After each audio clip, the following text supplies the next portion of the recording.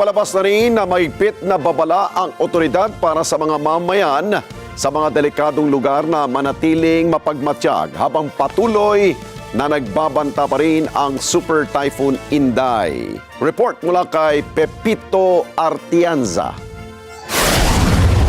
Matinding pinsala ang naranasan ng mga residente sa Barangay District Basakan ng Malabala City, Bukidnon kahapon ng alas 3 ng hapon araw ng Miyerkules, Hulyo 8 matapos ang malakas na buhos ng ulan dulot ng dala ng Super Typhoon Inday na nagresulta sa biglang pagbaha na ikinasawi ng isang tao at nagdulot ng malawakang paglikas. Ang nasawi na kilala sa lugar na si Sabilo Quiraola, 15 years old, mula sa Purok 3, Barangay Maragok, ay naiulat na tinangay ng mabilis na pagtaas ng tubig sa gitna ng flash flood.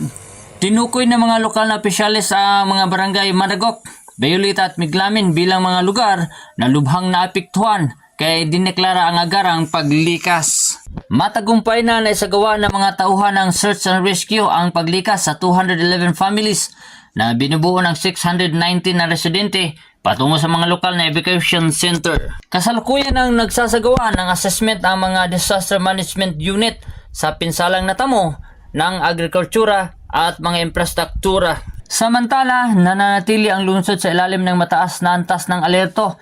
Naglabas ng mahigpit na babala ang mga otoridad para sa mga mamamayan sa mga delikadong lugar na manatiling magmatsyag habang patuloy na nagbabanta ang Super Typhoon Inday sa rehiyon. Mula dito sa probinsya ng Bukidnon, Pepito Artianza, para sa mata ng agila, matatag, matapang, matapat. Samantala, umapaw ang tubig sa